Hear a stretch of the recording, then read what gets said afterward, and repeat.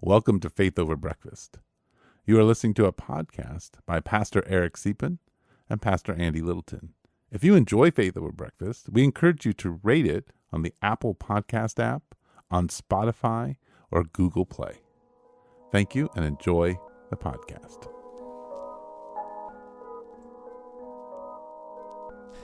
Welcome to Faith Over Breakfast. My name is Andy Littleton with Mission Church in Tucson, Arizona, and I'm sitting with Eric Deepen from The Village. Eric, I've seen some villagers out in the wild. Have you? What do they look like in the wild? Wild. They look wild. But one of the big things we have to figure out is your church is The Village. Mission is mission, not the mission. So I want you to work on that with your people. Mission Church. Yeah. I never say the mission. I know. Yeah. Anyway, but did they say to you, oh, you're from the mission? I get that from a lot of people, villagers. yeah. Not just villagers, actually. I'm sure. It would be, it's a hard name because you're competing with the mission. Yeah. The movie, the San Javier. Yeah. I know. I mean, all we have to compete with is that stupid movie. Yeah, that big Village. church that once existed in it still does. that one place. Well, it does. Yeah. Flower Mound. Yeah. Matt Chandler, The Village. Yeah. Right. Yeah. Why did I say used to exist? It very much exists. They very much exist. So today, we're reflecting on what's happening. Charlie Kirk. I think I am glad this comes out a little later, but also I just want to acknowledge that we release these after we record them, so there might be information we didn't know, and we're not trying to be your information source. What we are trying to think through is we're talking through this as two pastors who are trying to sort things and think how to lead people. And so most of our listeners are in our churches, and we just want you to have a chance to sit with us in this conversation and hear our hearts and what we're thinking through. Yeah. So, well, thank you for listening. Yes. All righty.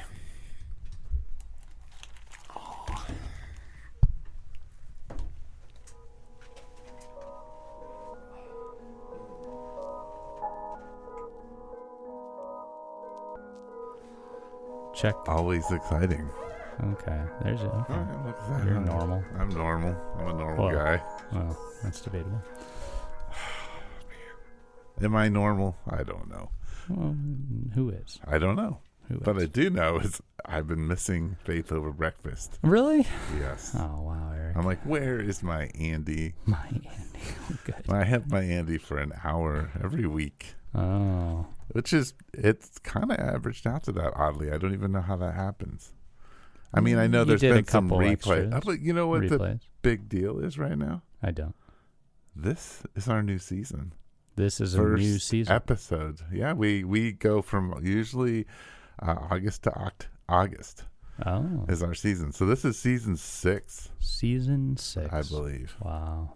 We do 52 episodes a season or something like that. I don't know which season this is. If anybody would know, it'd be you. And if you don't know, is it season? What does that mean? I'm told that I'm not allowed to have my phone as I go around. That's right. Yeah. I'm not allowed to have my phone.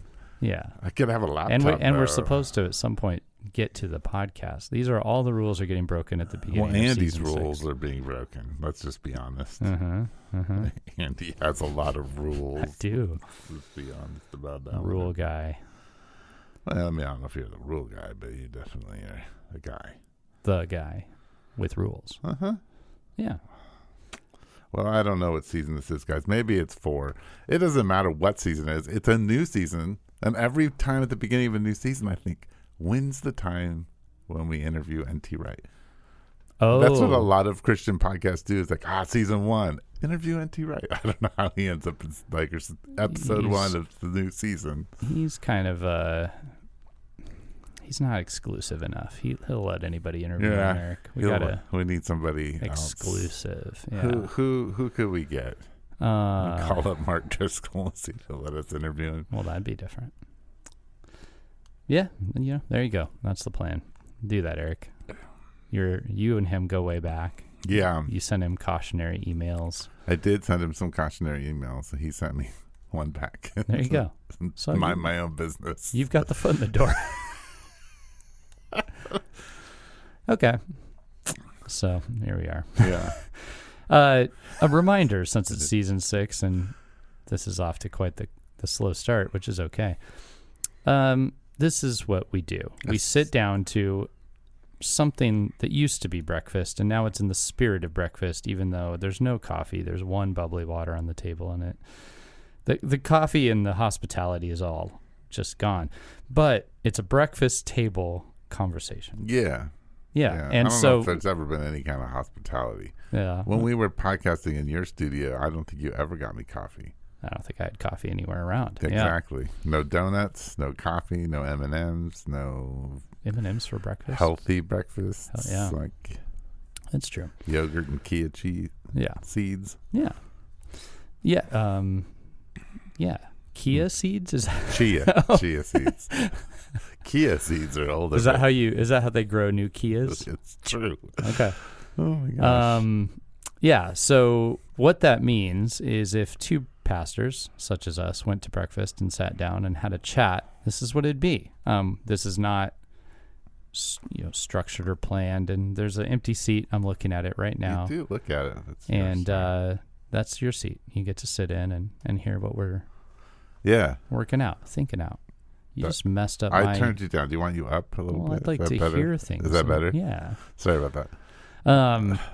Yeah. So we have some serious things we should probably talk about. We really should. Because 3 days ago, Charlie Kirk was shot and killed. Yeah. And yeah. I would say, how many people in your church do you think know who Charlie Kirk is? Well, I think most of them know who he is. I think I'm surprised. I was surprised by how much my daughter was aware. Charlie Kirk. And because of, I think, TikTok and his social media presence. So not being there and, the algorithms choosing to send me mostly Chicago Cubs material.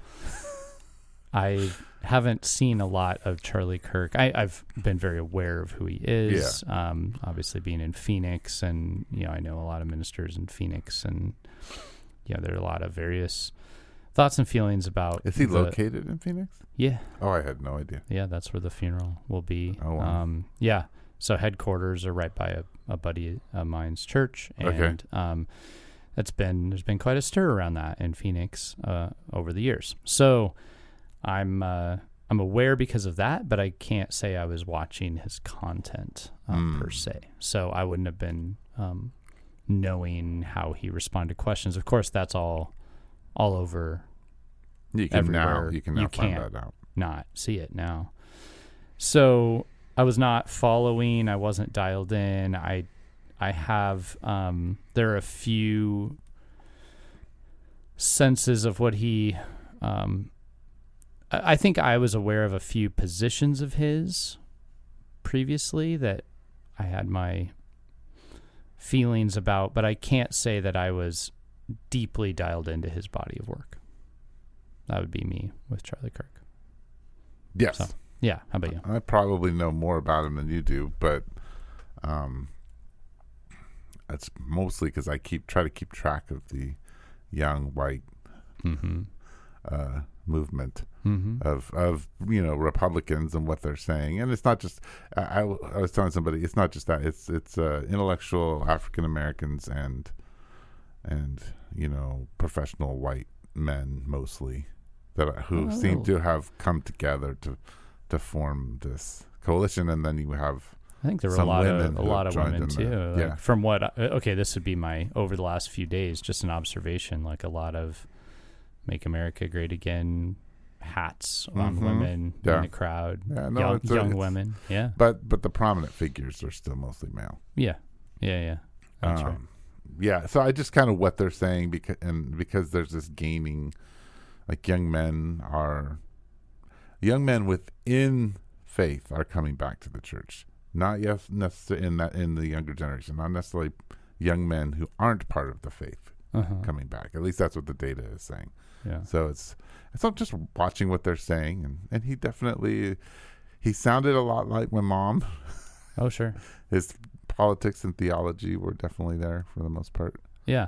How would you describe what are some words you'd put to his theology and his politics? So I think he was big on, and this is his own language, he was big on the need to preach the hot gospel, as he would call it. So the gospel of, if you're going to meet eternal damnation if you do not surrender to your Lord and Savior. Yeah. So kind of really old school gospel, like there's a burning hell that you will end up in if you don't embrace Jesus. Yeah. And he also spoke kind of against what he saw as like the soft gospel, or the gospel of not necessarily of prosperity, but that Jesus loves you and he has a plan for your life, and he wants you to experience goodness and completion and all these kinds of things, whatever that gospel is. It's neither of them of which I subscribe to it as a holistic gospel. So right, you might call it more of a truncated gospel. It's kind of truncated. So there's that, and then he had a certain political view around Israel that I don't think I can articulate because I don't fully know, but it did kind of lean more towards the dispensational pro-Israel.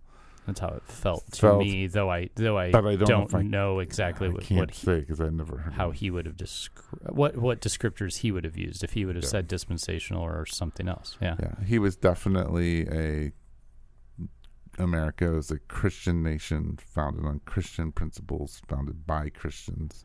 Some of the harder things for me were the ways, like the comment about, if you.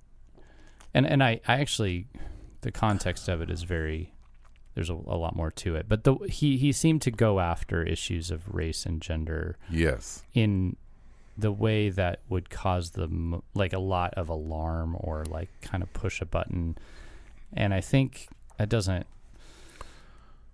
that's just not my temperament. It's not how I like to talk about really difficult issues or hear them talked about, as you all know. I'm Mr. Nuance, and so that always rubbed me the wrong way. Those are the things that I tended to see, but I have to admit I didn't watch full debates and know all the layers of where those were coming from. I think he's very good at rhetorical argument. He did a lot of data spitting, was what I call, or study spitting, and used rhetorical points to like then force people into uncomfortable spots to try to think on their feet. Yeah, and he was always obviously well practiced at what he did. So I think all of which, like, it's not if anybody in our circles is unclear on that, like, you can do that. That's all very valid, like ways I to engage the world. I think that's who he was up front. I think the other part of it is he's just a public figure who loved Jesus, spoke a lot about his love for Jesus. It was evident to me in listening to an interview with his wife before he died, that he loved her, loved his kids, she loved him. He talked about honoring women. I think he fought for women. He did fight for like a civil discourse, and he believed in civil discourse. I do think he did believe that, like it has been said to me, like all, smart people end up reformed. I think he believed that all smart people end up conservative. Like that if you were really intelligent and were willing to think about the issues, you would eventually become a conservative. That you couldn't actually stay in a left wing or just even a liberal position and still like be intellectually honest is what he felt. And so if we could have a civil conversation, eventually you would realize that you were holding a position that wasn't intellectually consistent. And, so I think I had a hard time with that a little bit, but other than that, I think he was a man who lived by his principles, followed Jesus, loved Jesus, and spoke pretty. Yeah, seemed like people who, a couple little tidbits I picked up that seemed legitimate were, people who disagreed with him, but also said he connected very well with Gen Z and was worth even like studying to understand how to do that, or people who said that even though they might have disagreed with him vehemently, they felt genuinely listened to, or like their questions were engaged with, even if he was making an argument strongly that disagreed, that there was a respect in the area, that he wasn't a person that they felt like was just disregarding them entirely, even though he might disagree with their argument. That was interesting to hear. That's good to hear. Yeah. And I think I was telling somebody last night that I believe that, and I think all three of these categories are fine categories to be in. I think human beings kind of fall into three categories based on the way God's designed them.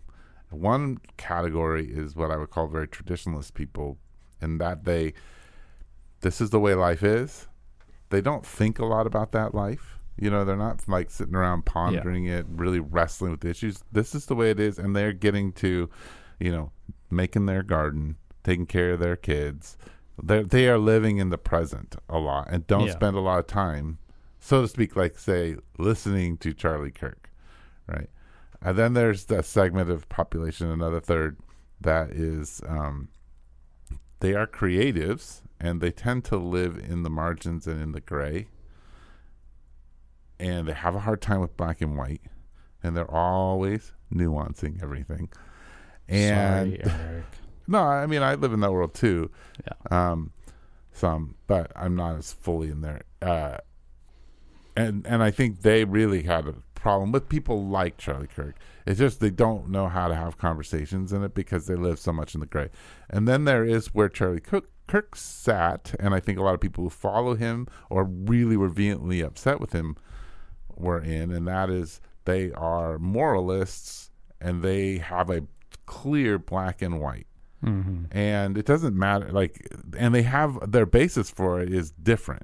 It's a religious basis, some it's secularism. Like, they have lots of different bases, but they have a strong understanding of what they think is right and wrong, and a series of arguments for it, and they're willing to push for it. They want to convince people of it. They think a lot about it. They build really, strong arguments, and then they argue with people, and they try to convince other people. And I think that's where Charlie lived, and he was, and that's a lot of people who followed him or argued with him. And he also then was having lots of conversations with the people in the gray, and you'll see that it's really hard for those two groups to talk to each other. Yeah. That's probably part of why I wasn't really tuned in is I know what you mean. I think there are people who are by nature drawn toward combat, and verbal combat, and that feels, I think, even good to them. And even if there's an argument that they are frustrated by, they want to be in it, and I heard people say that they showed up to his events purely to try to take him down in front of people. Yeah. And that feels like that type of person that is drawn to that. And if the takedown doesn't work, you want to try again. You want to get back in there. And that's not how I personally thrive or operate. And I don't belittle it.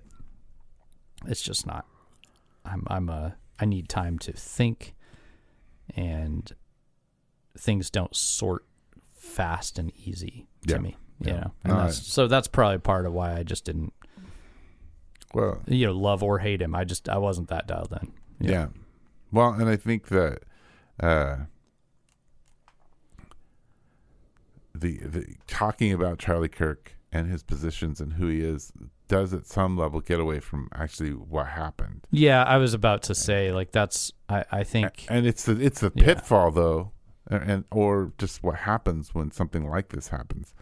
But we live in a world that's increasingly returning, it seems to me, to like the 60s. Yeah. Political violence. I've been saying that. Only now we have social media. So you have the 60s fueled by social media, which produces less willingness to have conversations with one another. Because we think we know. I was just saying, I was at church in Phoenix talking about my friendship trip that I just concluded. Right. And saying just that my friend Sam, who died, I don't remember ever texting Sam, actually. We only had phone calls. He did do like longer emails or blogging at the time when he died. Those were big things probably. But I don't recall. I didn't read his blog. I just talked to him on the phone. And I was telling them, I said, it's interesting because I am curious. I don't know how he and I would have engaged with each other over this stuff if he hadn't died. And that made me wonder. But then I was talking about this era being like the 60s. But in the 60s, when you met a person outside of the way that they presented themselves, the way that they dressed, you didn't know what they'd already said. You didn't have you couldn't look them up and get this body of work on them. You just had to engage them. In a newspaper editorialist for you to have any idea what they thought. Exactly. And that, so in a political moment that's similar, but with all this information and then all of our doubts as to the validity of the information, which I'm dealing with, like they arrested the shooter, today or late last night. And I was very hesitant. I needed to check a lot of news stories to see is that really the case. And that whole thing is new too. Yeah, no, trying to verify, Yeah, exactly. Yeah, no, it's interesting to me. I think what's concerning is that somebody got a rifle, climbed up on a building and shot a man through the neck for his views, possibly. We don't really know what this man's reasoning behind things were. We have a little bit of insight, and this leads into something I wanted to talk about that troubles me. I mean, it even troubles me with, I'm glad our podcast will come out in a few days or whatever and not be right in the middle of it. Right. One of the things that troubles me is I noticed a lot of people doing two things, and I think I saw a right and a left version of it pretty strong. Number one was the opportunism to present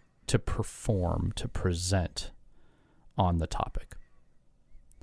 I mean, it troubled to the point where it seemed like some people were trying to allure people to their ministry. You mean like pastors talking about it? Yeah, I saw some of that on that, and I thought it was weird.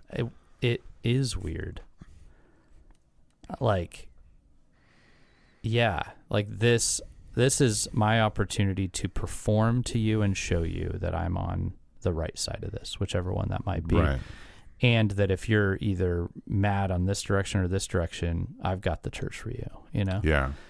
And I don't think it was just ministers that I saw it there, but what I mean is the ministers were following the culture in that. I think. Because that was the response, was there had to be a performance to show where I am at on this and what I think and what I know. And that worries me.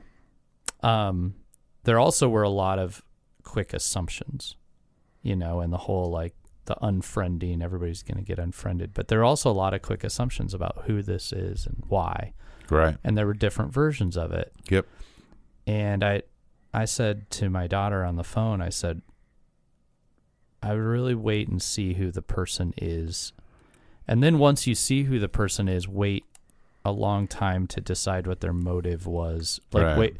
Tim Steller, who's one of the columnists, I believe, for the Daily Star, said something he put up on the media. He said, by the way, we do not know who this is or why they did it. Like, kind of as a cautionary to all his followers, and people were like, all of a sudden you're on so-and-so side. And Tim responded, he said, no, I've screwed this up before. Personally. I called something politically motivated once. And with time, it proved that actually the person who killed the politician is because there was an affair with his wife. Right. And I jumped to conclusions, and I was wrong. Right. And so I'm telling you, don't do it. Right. And so that's kind of what I was saying to my daughter. And so, the early things already are playing with the narrative. It's all we know is Tyler Robinson, Well, he's an Anglo 22-year-old who was turned in by his sheriff dad and his youth pastor. He's a Christian in a Christian family, right? Mm-hmm. And people were calling him, even public figures, demonic and evil person. And it's like, so where'd the evil come from if that's where he came from? Mm-hmm. But we still don't know. We still don't know squat about what led him. I mean, we have he engraved things on the casing, some video game combinations, some words about fascism. That we know that, but we don't know exactly why. And Right. and it worries me when people want to become the judge and jury before the trial.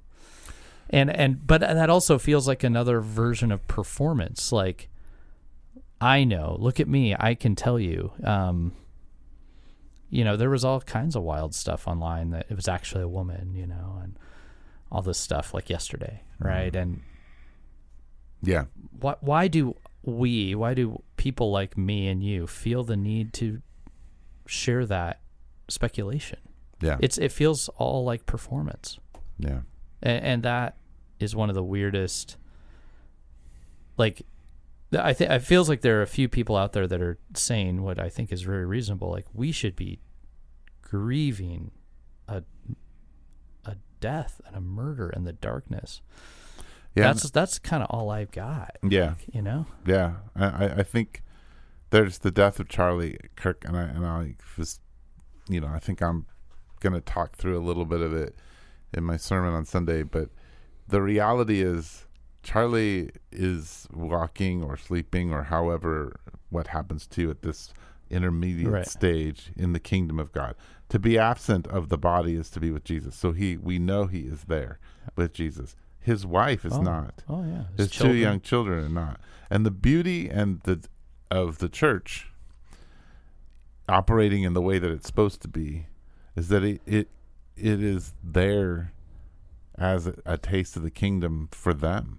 It comes in a replacement to Charlie in their grief. And that's the real thing, is we have a grieving wife and mother. We have grieving little children. We have grieving brothers. I don't know, all his parents. Like, there's his staff members. There's just all this utter grief of loss. And all our job as Christians is like really not, because we're brothers and sisters, is not to like actually speculate about all this or even talk about his political views. Because, okay, let's say I got up there and for some reason I got shot and people are going to say, oh, Eric's views, you know what he said on blah, blah, blah. No, that doesn't matter. All that matters is there's this loss, this emptiness, this terrible, horrific thing that's going to pour out over all these people who are in the like first sphere of his, like his friends. Yeah. I'll be brutally honest. I haven't felt anything. Yeah. Because I don't know Charlie Kirk. Right. I feel for my country and its stupidity. Well, and you know what? Why else we don't feel things is we don't know Charlie Kirk, but I think we used to feel more. Like somebody, an older person I saw, said this feels like the JFK assassination, and the reason I think it doesn't is because, from what I've heard from my parents, it was just devastating. It was, and of course, it was the leader of a country.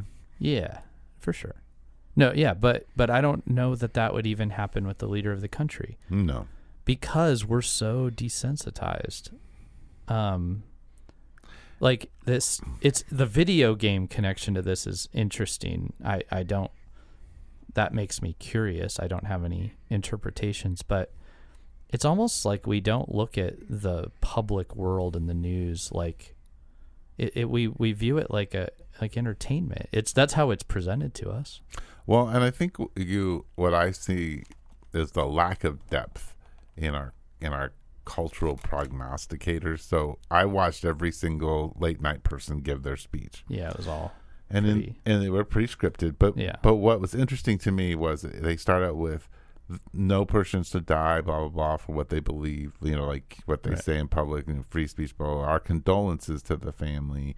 And then they go into a long thing about violence, and then they go into a long thing about the gun control, and a long thing about violence in the schools. Well, and then we had the Colorado school shooting. Yeah. Right on top of it. Yeah, no, but my thing is, if you're going to say something, just say, I'm sorry this happened. This is terrible. And we mourn. And I should not say anything more. Well, and that's... Your words fill up, and they're empty, and they're useless, and they do nothing. That's right. And that's the part of the problem is all the news outlets are entertaining us. They have to keep talking. They have to keep us there. They have to sell things.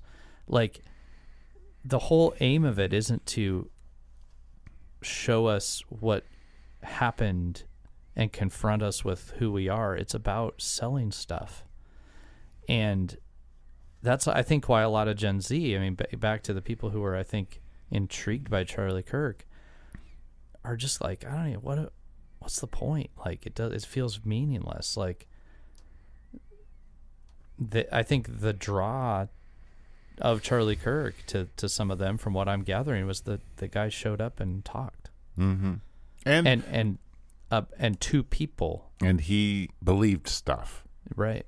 And I think that's a big, big deal because, and to go back to my analogy, the creatives, love them to death, have run too much of the institution to the point where they've infused everything with postmodern thinking, and nothing has a foundation and nothing has meaning. And so kids are like, what the heck? Like, we have to have something that we can put our 2 feet on. And when someone comes along and says, hey, like, no, you should go out. When you take a woman out, you should pay, and you should honor her, and you should, and no, you shouldn't kill your baby. And yes, a woman is a woman and a man is a man. You can't just be whatever you want.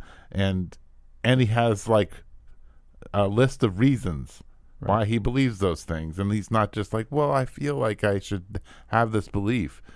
And people are like, oh, well, that's attractive. Well, I just heard a podcast that came out without no connection to the Charlie Kirk incident. In fact, it was coming out of Britain, so it wasn't even really talking about American politics. But it was a lady that was, she was saying I'm more left leaning generally, but she was saying the exact same thing. Younger lady was saying that she's been feeling drawn to formal religion because, for the same reason. She said, so there seems to be this arbitrary, like, you need to respect my body as a woman, or you need to women need to be honored and treated in a certain way, but it's arbitrary, and it comes and goes when it works and it fits, but you can't really force anybody to follow anything. You can say it for yourself, but you can't force on anybody.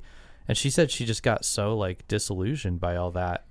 And she actually felt drawn to a system where, no, God says that's wrong. And it's wrong because of X, Y, and Z. Yeah. And so I think there's the Charlie Kirk side of it. And somebody could be like, oh, that's conservatism. I don't know. I think people on the left, too, are like, I want to be able to say something's right and wrong. Like, I want to be able to plant my 2 feet on something. I think it's the longing of our culture because it's the pendulum swing. It's the nothing means anything and it's all arbitrary thing is not working. Right. And I think the hard part for me is when I just if Charlie Kirk hadn't been assassinated, we were just going to have a conversation about him and his politics. I would say almost everything he says I resonate with, except for one. It's that I feel he bought into empire. Yeah. And he believed that he could partner with the empire to bring about the things he thought should be brought about. And I disagree with that vehemently. And so there's where Charlie Kirk and I would separate in our way of being. And so I think the thing that was interesting to me about him that was different, that maybe didn't get talked about, is I was listening to a woman talk, and she was talking about how she was platformed by Charlie. Yeah. But she's not a Christian. She's married to a woman. And she was I think the female in The Biggest Loser. Okay. She was I don't remember her name. I don't know. But anyway, she was saying, look, this is a guy who, like, he had this whole set of beliefs, but he didn't allow those beliefs to exclude you if you had the same purposes as he did in when it came to politics. And Yeah. so that, again, for me, it's like I admire that about him, and at the same time I'm like, wow, see, this is what happens when empire ends up, when you start marrying yourself to empire, you begin to I don't know, sometimes I'm like, should you be doing that? I'm not sure. Like, yeah, I mean, I think I've confessed I haven't followed that closely, but that feels like what I would push against as well. So how does this kingdom come? Yeah. Through it being legislated through an empire or a government. I don't think that's how the kingdom of God comes. I would say I think that the kingdom of God impacts governments. Yes, and that, like, I am not a full, like, there is no overlap here, but I guess I mean, call me Kuyperian, or like, and that would be, folks, what that means is like God instituted things, and we have different roles in them, and so we are to run the state for the good of all the people in the state, by God's command. Yes. Yeah. I don't. Yeah, and I mean, and I think you use the state to proclaim the gospel to the state. How so? Like Paul. Yeah. You find yourself in opposition to the state to point out grace and God's goodness. What the state cannot do. Yeah. Yeah. So. But, those are, there's been disagreement about that in the for church. 2,000 years. Yeah. Yeah. So that's not it. And I think the question is, does his death change? Do we become more angry? Because I saw one person say, they think that they can stop, Republicans and, but now you've woken the lion. I'm like, okay, well, I don't want this to become even more vitriol. Yeah. Like, I want this to pull us together and say, wait a minute, like, we need to learn. We can't do this. Like, yeah. We need to learn how to have public discord and the discourse and act discord. We need to know how to disagree and still care about each other and love each other and even vote differently. Yeah. We need to be able to honor that. And we're fallen, and it's hard to, like, see that happening, but it is something that we should be hope for. There are two. Yeah, I've seen that version of you've awakened the lion or whatever, and then I've seen the flip side of it, which is like the doubling down of the left, and essentially, like, it's good that he died or whatever. And yeah, I did see some of that. And it's really sad. It's really sad. And I think those two are the same, actually. Yeah, I know. I want to. They're all on the same battlefield. On the same battlefield. And I think we need to oppose both. Yeah. Yeah, I agree. Yeah. Yeah. So, it's a dark day for the United States. And yet, he's a prominent figure. He got shot, but there were also school shootings. Yeah. This girl was stabbed on the train. All yep. that. Like, and here's again, it's like we know about all these terrible things that we hear every day, and the desensitization is real. Yeah, and so I think the difference, and this is the interesting thing to me, when I was growing up, so when I was the late 80s, there were a ton of drive-by shootings in the inner city. Most inner city schools had metal detectors that were being instituted. Right. The school that I went to in Rincon had a fight a day. Someone was murdered the year after I graduated. I ended up getting myself in trouble with a drug dealer and almost beat up. I found a friend of mine, and we found like a big old long knife inside of a locker. I actually walked by, and somehow by a miracle, I was looking down, and you know how they have vents? I saw this big, like, shiny blade. Yeah. And so I went, and told the teachers, and sure enough, it's like big, huge, hunting knife. I was in a very violent school, but I didn't even know about all the violence in my very own school.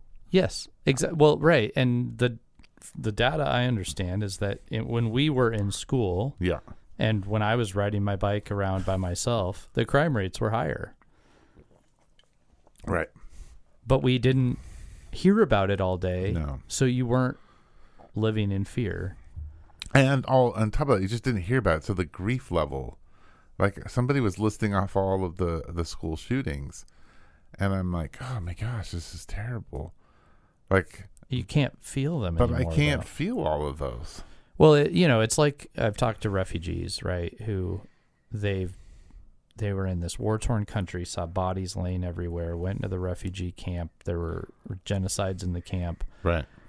At some point, your body, your heart and mind cannot grieve them all anymore. Or even comprehend. And I think we're having a even more disconnected and digital version of that, which is not good for the soul. Yeah. It is not good for us to know everything we know. Right. I would agree. Yeah. So getting out of that is so difficult. Let's do what we often do and kind of land the plane in between your church and my church with all the kids and everything. There's 220 people, probably 25 people. So we pastor this church of people that we love, care for in Tucson, and they have to deal with all of this. Yeah. And we are part of that with them, and we're one of their shepherds. So what do we leave them with? How do we help walk through all of this? Yeah. I mean, I think one of the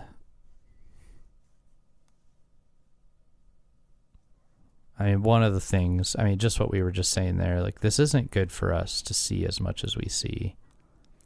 And the outlets in our culture aren't going to take care of us. Right. In that. We're going to have to be more, we're going to have to do some rules of our own to protect our hearts so that we can actually feel what we should feel. And, I think that's something worth thinking through. What is it like to, and to do that, we'll have to resist the pull that pulls us there, which is to know all the things. And Yes. So I think I would rest on, first being anchored in your relationship with God, knowing who you are in Christ, and then loving your neighbor as yourself. I think means two things. That some of your neighbors in the church, Charlie Kirk was close to them. They followed him. They honored. They appreciated him. They've lost someone that they looked up to. Yeah, and who was in their life every day. And there's a grief there. And instead of talking about the rights and wrongs and political whatevers, just understanding that there is actually a kind of grief that person should be able to have.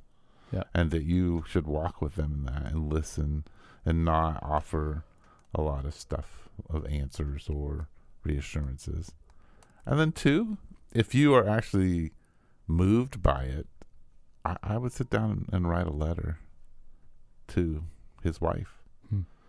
I would do something for her, write her a letter, pray for her, because this is a lot to bear up under. And then three, don't participate in the things that this flee. Yeah. I was listening to Erwin McManus, and he was preaching on, trials and temptations. And he's like, look, I'm just going to tell you, this is the shortest message ever. This is how you deal with it. Run. Yeah. Don't walk. Don't jog. Don't observe. Just run. Run, run, run. And I think it's true about this dialogue, like getting caught up in the conversation and in the power structures of this world. Run. Yeah. We can't be in these conversations. Run and refuse. It's not in the vitriol and the violence. And the if the online dialogue, which I generally think is pointless and worthless, is if it's impacting you in this way, I would say not only don't participate, but, and I mean, maybe I'm even saying the second part. Don't feel like I've really participated, but the second one would be, don't go into it. Don't look at it. It is not a helpful space. It's not.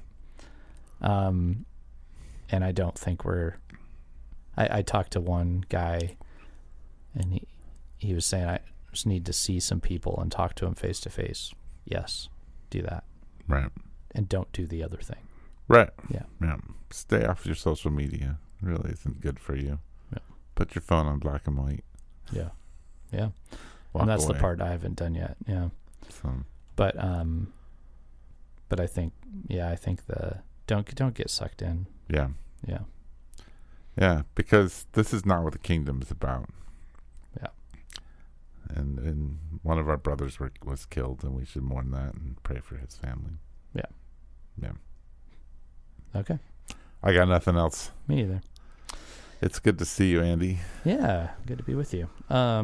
We appreciate everyone who tunes in to sit at our table with us. If you have questions, we appreciate those. You can text them in the podcast app. You can email them to faithoverbreakfast@gmail.com. Or you can tell Eric. I will forget if you tell me, so you can tell Eric about it. Oh, he won't forget if you email, though, because he'll just text me and say, we got an email. He reads the email. Yes, I will. Okay. Well, see you next week. See you next week. You've been listening to Faith Over Breakfast with Pastor Eric Siepen and Pastor Andy Littleton. Please share us on Instagram, Twitter, and Facebook. Thank you.